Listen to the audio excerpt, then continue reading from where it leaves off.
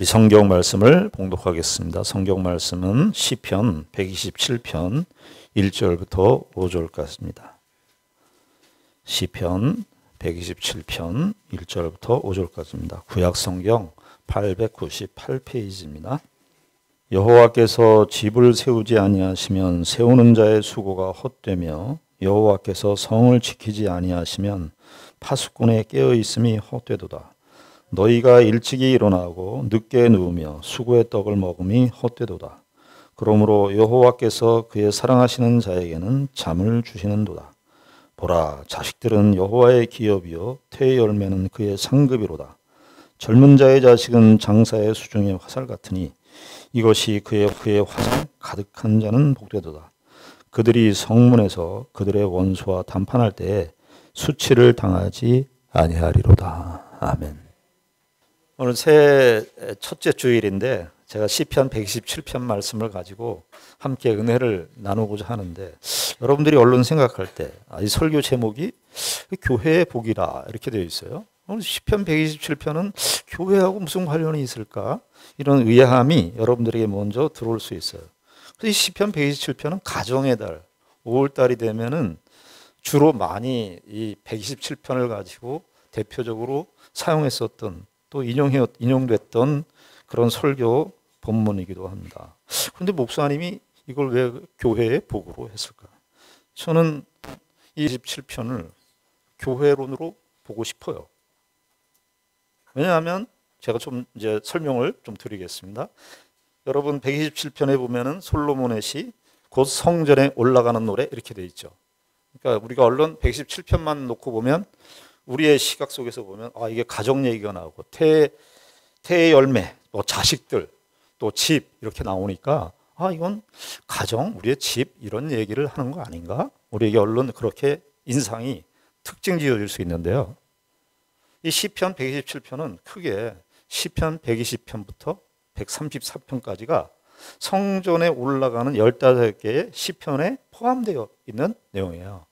그러면 우리가 어떤 생각을 해야 되냐면 이 127편을 시편 120편부터 134편까지에 나와 있는 다 표제에 보면 성전에 올라가는 노래, 성전에 올라가는 노래 15개의 시편이 그 성전에 올라가는 노래로 이렇게 편집이 되어 있는 겁니다. 그러면 120편부터 134편까지에서 이 집이라고 하는 의미가 과연 무엇인가? 1절에 나오죠. 여호와께서 집을 세우지 아니하시면, 그리고 여호와께서 성을 지키지 아니하시면. 그럼 집은 무엇이고 성은 무엇인가? 120편부터 134편까지 나오는 그 내용을 통해서 이 집을 해석해야 되는 거예요. 그러면 시편 122편에 이 집이라고 하는 단어가 여러 번 나오는데 120편부터 134편까지 우리가 이 인접 문맥에서, 인접 시편에서 그 의미를 우리가 추적해야 되는데, 이 솔로몬이 이 시를 썼을 때 이 집을 무엇을 염두에 두고 이 집이라는 단어를 썼을까? 122편에 보시면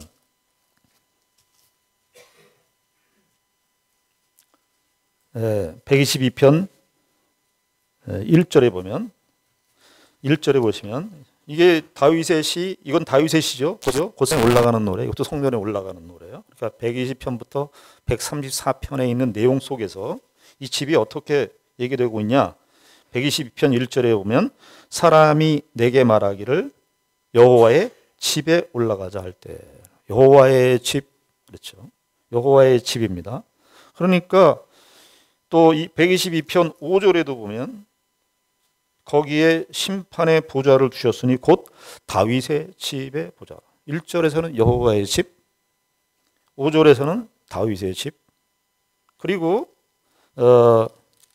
134편 1절에 보시면 맨 끝에 내용이거든요. 그러니까 120편부터 134편까지가 성전에 올라가는 노래인데 그 마지막 결론이 134편이에요.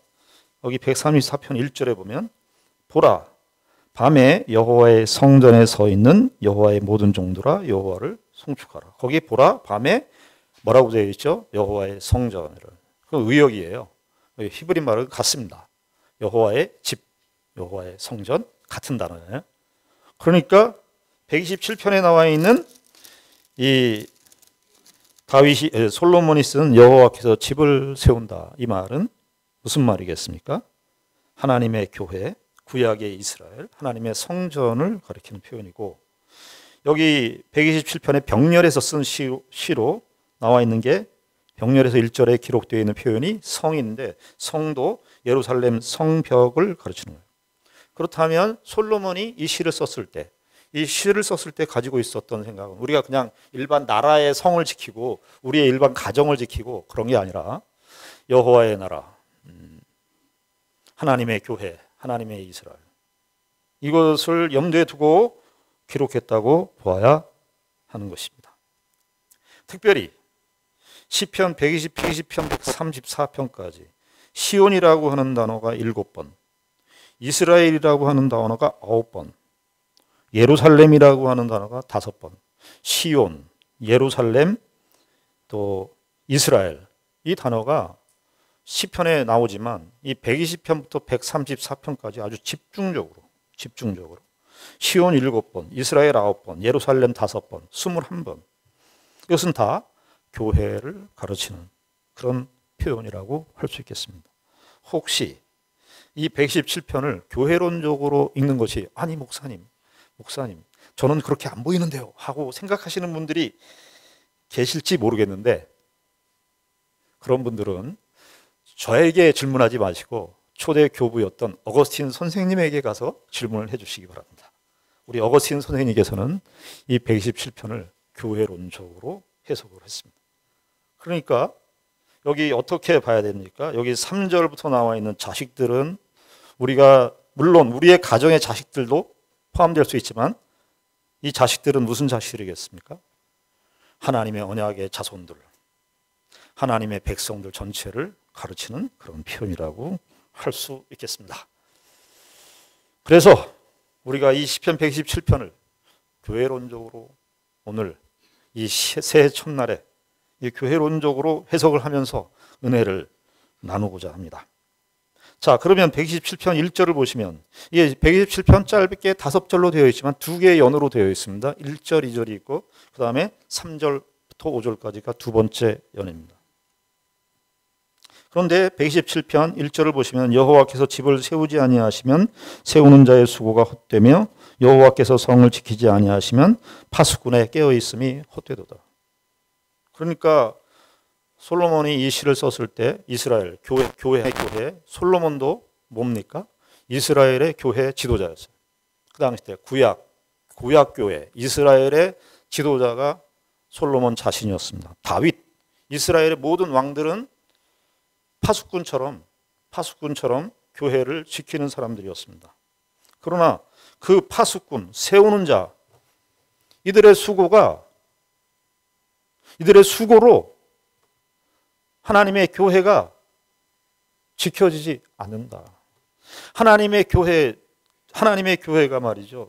하나님의 교회가 지켜지고 하나님의 교회를 세우고 하나님의 교회가 왕성하게 하는 것은 세우는 자의 능력, 파수꾼의 능력에 달려있지 않다는. 솔로몬의 능력, 다윗의 능력에 달려있지 않다. 누가 이 교회의 진정한 주인이시냐? 이스라엘과 교회의 진정한 통치자는 누구신가? 하나님은요, 이 세상의 통치자일 뿐만 아니라 우리가 속해 있는 모든 공동체의 주인이시고, 특별히 하나님은 교회의 주인이십니다.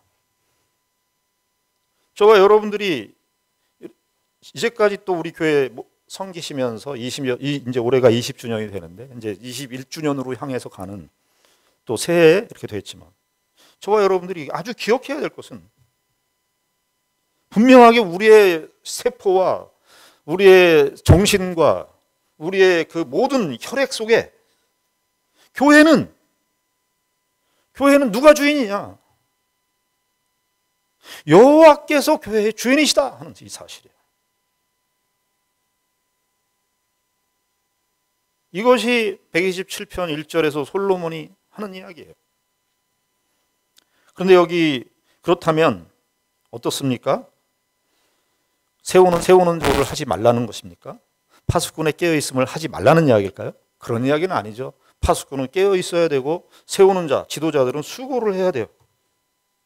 정말 성실하게 수고를 해야 돼요. 그러나 기억해야 될 것은 기억해야 될 것은 그렇게 세우는 자의 수고가 뭐 열심히 됐든 파수꾼의 경성함이 정말 밤을 안 자고 열심을 하든 그것에 달려있지 않다는 것입니다.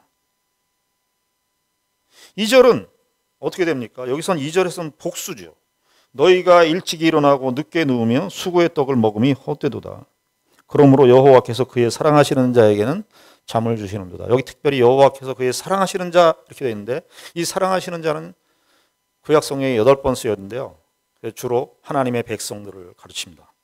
이게 이제 반복적으로 나오는 내용이 어디냐면 이사야 5장 1절이에요. 거기 보면은 이스라엘을 향해서 포도원의 노래로 이사야가 이스라엘 백성들의 그 피폐한 그런 모습들을 생각하면서 원래 이스라엘이 어떤 이스라엘이었냐? 하나님의 포도원이었다. 그럴 때 이야기를 하면서 이사야 5장 1절에 하나님께서 그 사랑하시는 자 두 번 연달아 나와요. 하나님께서 그 사랑하시는 자, 하나님께서 그 사랑하시는 자를 위하여 포도원을 만들었다. 이스라엘을 이야기하는 거죠. 자, 그렇다면 2절에 너희가 일찍이 일어나고 늦게 누우며 수고의 떡을 먹음이 헛되도다. 이거 뭐 우리가 얼른 생각하면 일상에서 직업의 영역에서 쓸 수 있는 직업의 영역이라고 생각하기 쉬운데 물론 그런 뜻도 없지 않아 있습니다만 교회론적으로 읽을 때는 이걸 어떻게 읽어야 됩니까? 자, 127편 1절은 지도자가 가져야 되는 교회를 섬기는 지도자가 가져야 되는 자세라고 한다면 2절은 무엇입니까? 성도들이 교회를 열심히 섬기고 우린 교회 열심히 섬기는 것, 열심히 섬기지 말라는 얘기가 아니에요. 열심히 섬기는데 그 열심히 섬긴 것이 나의 능력과 내 실력과 나에게서 나온 것으로 살면 안 된다. 성도들도 그렇고 지도자도 그렇고 1절은 지도자에 대해서 얘기를 하는 것이라면 2절은 성도들에게 하는 것인데 원리는 같습니다. 교회는 누가 한다? 하나님께서 하신다는 거예요. 그러면 우리에게 얼른 들어오는 생각은 그럼 일찍 일어나고 늦게 누우며 수고하는 일은 하지 말아야 되겠네요. 그거 아니라는 얘기 말씀드렸죠. 오히려 현대 교회는 너무 일을 안 해요. 교회에 방관자들이 너무 많습니다. 이 얘기는 이 말씀은 교회 일을 열심히 하지 말라 그 얘기가 아니죠. 교회 일은 열심히 하되 누가 주인이냐는 의식을 분명히 하고 일을 해야 된다는 얘기죠.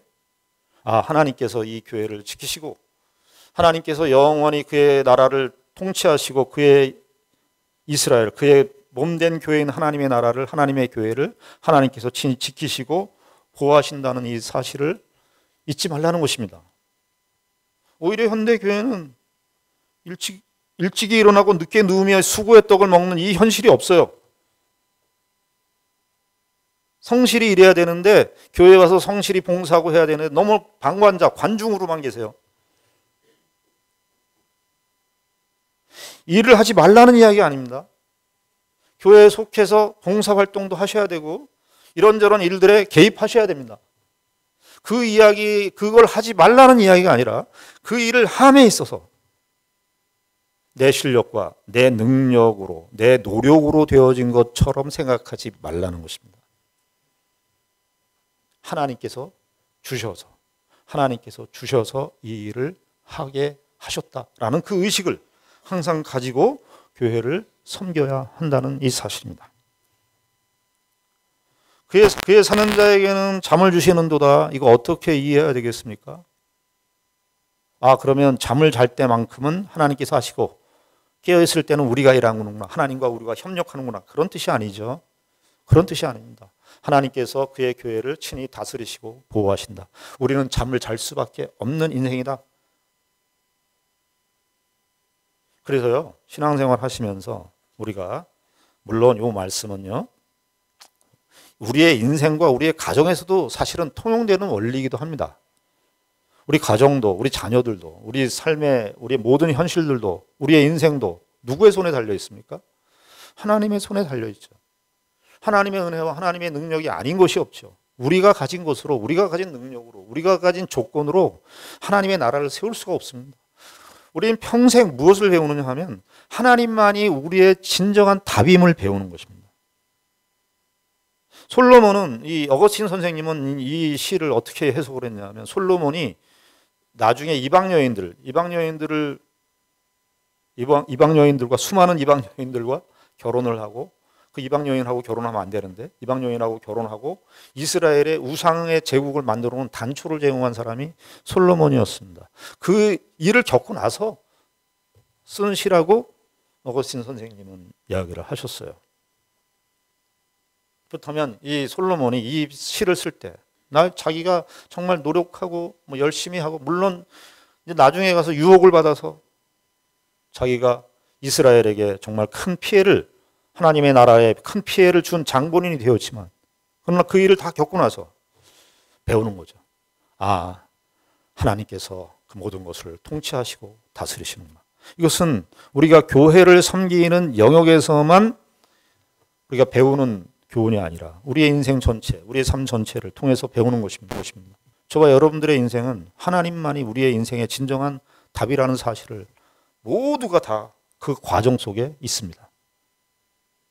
제가 옛날에 고등학교 1학년 올라갔는데요. 이제 수학을 배우는데 수학의 그 당시 때 해보신 분들은 알겠지만 공통 수학의 정석이라고 있어요. 그 홍성대 씨가 쓴 공통 수학의 정석을 배운 적이 있어요. 1학년 들어가니까 이제 새로운 수학을 배워야 되잖아요. 그런데 제 실력으로는 안 돼요. 그래서 이제 저희 형하고 저희 형 친구분, 그분은 이제 목사님 아들이고 저희 형은 이제 장로님 아들인데 두 분에게 영어와 수학을 배웠어요. 저희 형님에게는 영어를 배우고 그 형님에게는 수학을 배웠는데 공통 수학의 정석을 딱 가서 배우는데 수학의 정석을 이제 너무 힘들어. 인수분해 막 공부하고 2차 방정식 공부하고 이제 그런 삼각함수만 2차 함수, 삼각함수 막 이런 거 나오는데 그 형 성진이 형인데 그 목사님 아들 되시는 그 성진이 형이 성대 성균관대에 들어가서 이제 학년 되셔가지고 이제 저희들을 과외를 가르치시는 거예요. 근데 첫날 공통 수학의 정석을 딱 폈는데 그 형이 하는 말이 아직도 생생해요. 답안지 다 찢어. 답안지 다 찢어서 다 태워.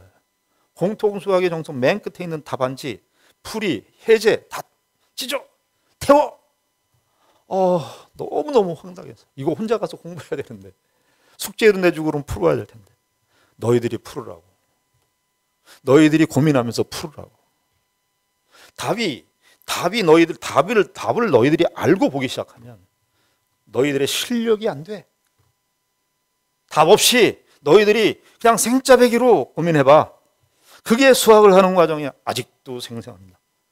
저희 형님은 영어를 가르치셨는데 영어를 어떻게 했냐면 단어 시험을 보면 뭐 스쿨이다. 스쿨 이렇게 쓰는 거잖아요. 학교를 그럼 영어로 어떻게? 스쿨. 이렇게 우리는 그런 식으로 생각을 했는데 그렇게 하지 않고 그냥 너희들 단어 외운 거 다 써. 그냥 암기해서 다 써. 문장 그거 다 써. 아무것도 하는 게 없어요. 그냥 다 써 너희들이. 무작정 무한 반복으로 외워야 되는 거예요.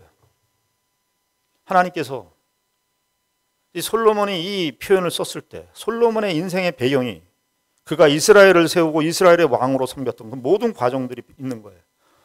누가 답이다?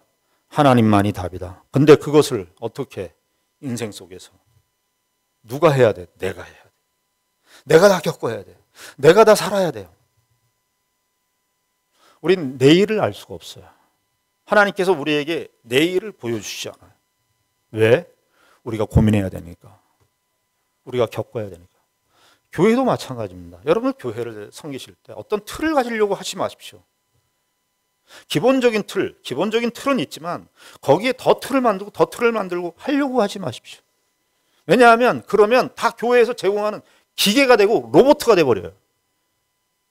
나 그거 했지, 그거 했으면 됐지 이렇게 돼요. 그래서 고민을 안 해요. 내가 하나님만이 진정한 답이라고 하는 사실을 우리의 인생의 과정 속에서 고민하면서 겪으면서 실패하면서 우여곡절을 겪으면서 시행착오를 겪으면서 우리의 인생 속에서 배워야 되는 거예요. 하나님께서 그의 사랑하시는 자에게 잠을 주시는도다. 안락하고 그런 게 아니라 우리의 인생 속에선 하나님만이 진정한 인생의 답임을 우리가 배우는 것이에요.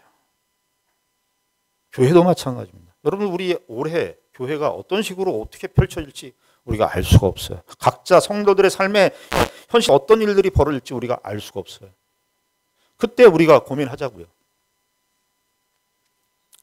제일 문제는 뭐냐면 나는 이렇게 했더니 풀었어. 이렇게 했더니 답이 나왔어. 당신도 이렇게 하면 돼. 이거 하지 마십시오. 각자가 주어진 삶의 현장은 다 다릅니다. 야, 나는 이렇게 했더니 됐더라. 그거 하지 마세요. 각자가 삶에 처해진 현실과 상황과 맥락은 다 다르십니다.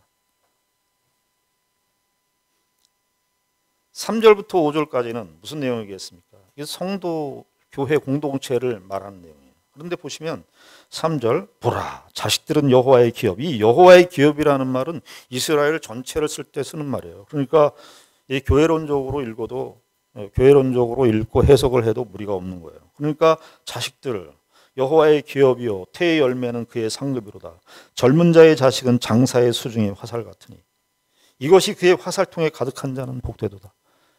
교회의 공동체로 모인 그 복된 그 공동체의 모습을 그려주고 있는데요. 여기 중요한 게 뭐냐면 장사의 수중의 화살 같다. 4절에 젊은 자의 자식이라 그러니까 젊은 자의 자식은 젊었을 때 난 자식이에요. 젊은 자의 자식은 장사의 수중의 화살 같아. 여기서 중요한 단어는 뭔 줄 아십니까? 화살이 중요한 게 아니에요. 여기 이것이 그의 화살통에 가득한 자는 복되도다. 이 정말 젊은 자의 자식 화살이 옛날 고대 세계에는 자식이 많은 것이 축복이었어요. 그것을 비유로 쓴 것인데, 자, 그 화살통에 이런 화살들이 많아요. 특별히 젊은 자의 자식, 힘 있는 화살들이 화살통에 가득 차면 좋겠죠. 그런데 핵심은 뭐냐면 여기 장사의 수중의 화살이에요. 화살통에 정말 많아요. 화살이 많아요. 근데 그 화살은 그냥 화살이 힘 있고 화살이 멋있고, 그 화살은 뭐를 쓰기 위해서 화살이 존재하는 거죠? 관역에 맞추기 위해서 화살이 존재하는 거예요. 그렇죠? 제가 지금 어려운 얘기하는 겁니까? 그렇지 않죠? 화살은 우리가 양궁 봤잖아요. 올림픽 때, 작년 올림픽 때고 양궁, 우리나라 양궁 아주 대단한데, 양궁 할 때 중요한 건 뭐죠? 화살이 참 멋있어. 활동도 멋있어. 좋아. 그런데 거기 누가 있어야 되죠? 궁수가 화살을 잘 쏘야 돼요. 그 궁수들이 활을 쏠 때, 우리 양궁 선수들이 활을 쏠 때가 얼마나 상체 근육을 위해서 그 아주 짧은 그냥 그 경각간에 있는 아주 짧은 시간에 그 화살을 쏴서 금메달을 따기 위해서 수많은 시간들을 상체 훈련을 하고 하체 훈련을 하고 하는 거죠. 왜? 그 힘을 키워야 되거든요. 그리고 시력도 배워야 되고, 시력도 커야 되고, 이런 것들을 다 총체적으로 배워서 쏘는 거예요. 특별히 이 장사의 수중의 화살. 이 장사라는 말은 깃볼이라는 말인데, 히브리 말로 깃볼이라는 말은 하나님을 표현하는 거예요.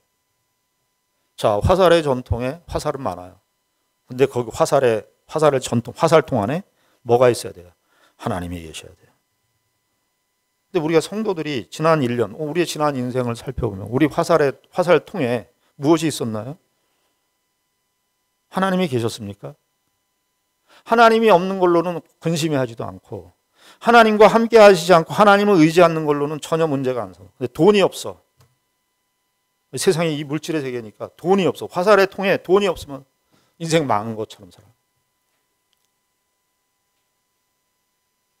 내 자식이 속썩여. 그러면 그게 인생 망한 것처럼 살아. 하나님이 없고 하나님이 한 은혜가 떠나고 하나님께서 나에게 어떻게 통치하시고 하나님과의 관계가 끊어지거나 하나님과의 관계가 희미한 이런 일들에 대해서는 아무 관심이 없어요.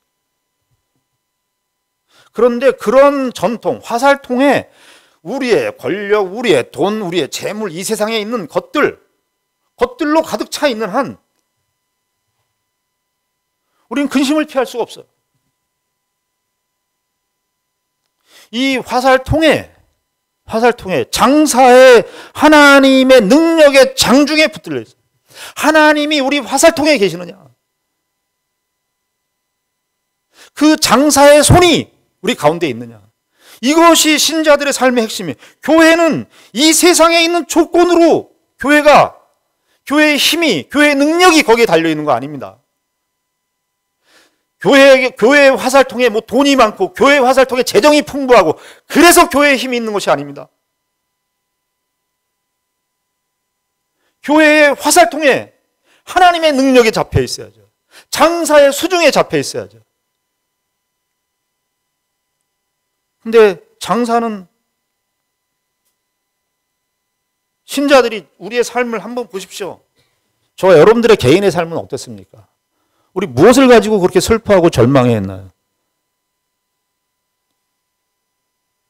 저와 여러분들에게 하나님은 언제나 우리 가운데 계시고 너희들이 그분을 의지하고 그분의 능력으로 사는 사람들인데 왜 그분의 능력이 없다는 것에 대해서는 피해의식이 없고 세상에 돈이 없고 세상에 권세가 없고 자식들이 잘 나가고 다른 사람들 잘 나가고 이런 것들에 대해서는 너무너무 자격지심을 갖고 절망해하고 저와의 화살통에는 무엇이 가득 찹니까?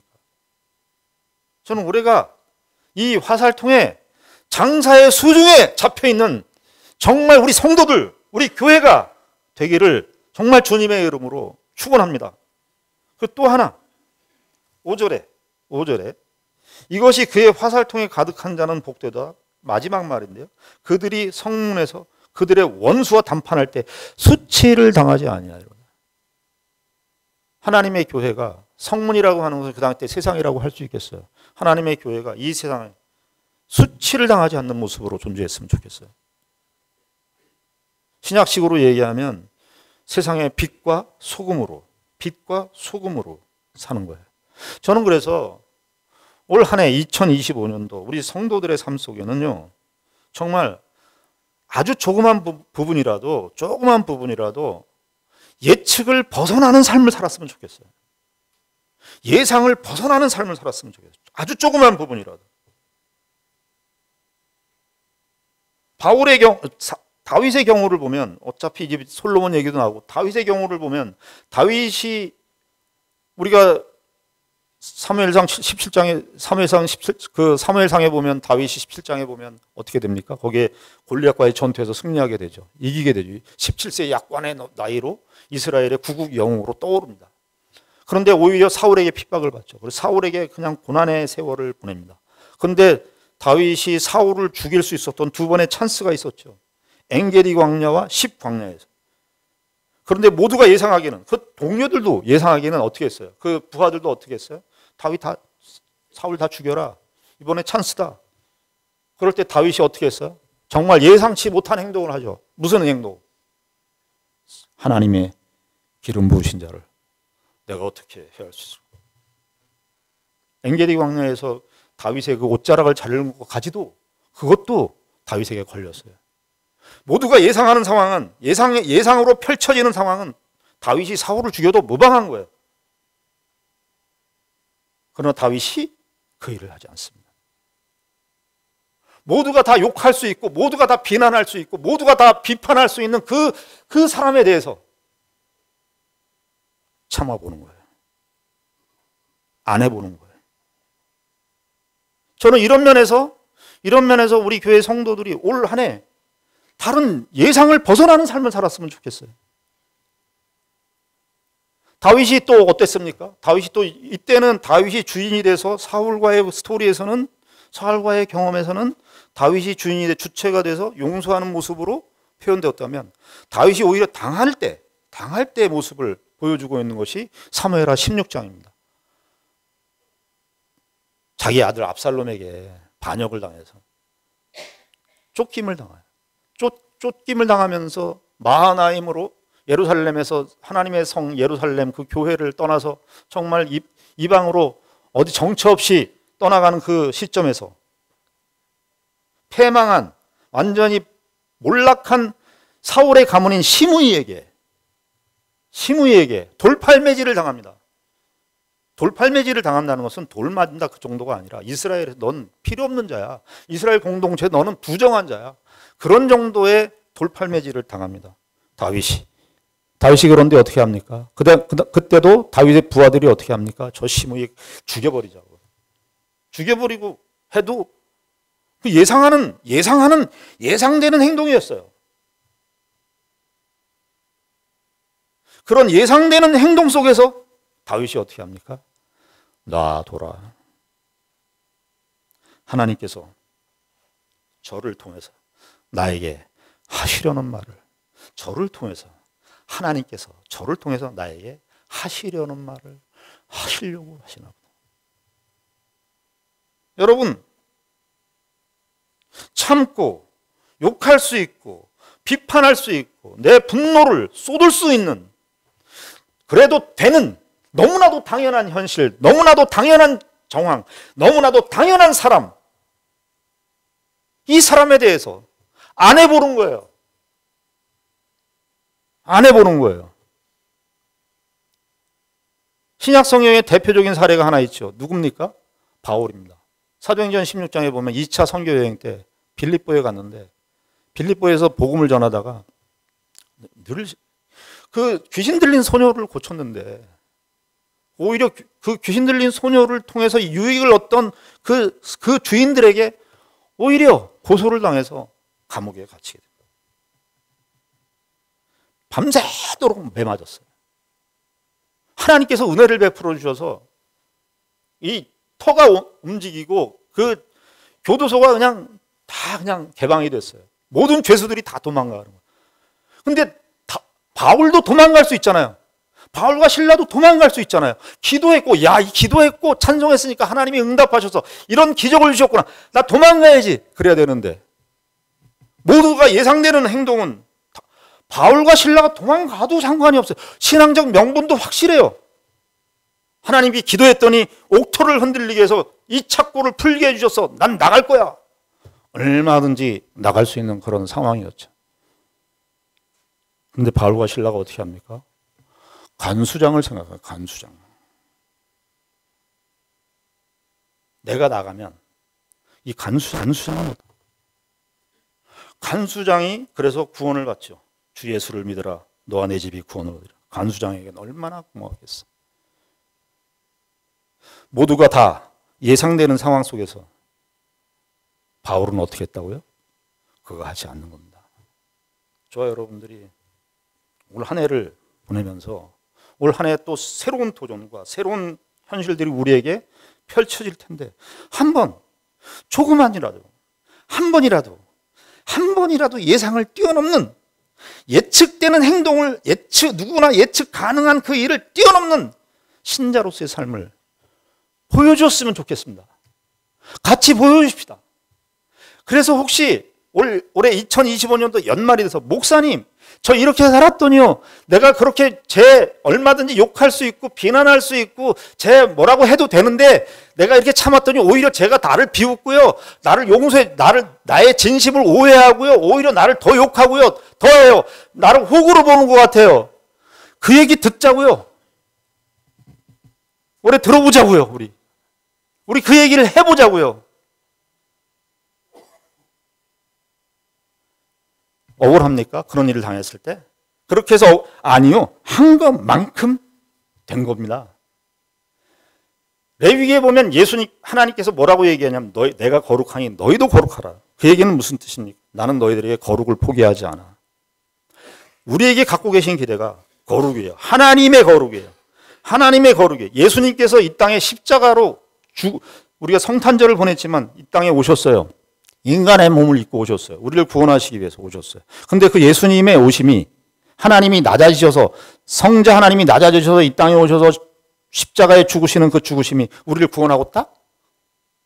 그건 우리를 야 너희들 천국 가는 백성이야. 그렇게 하기 위해서 오셨나요?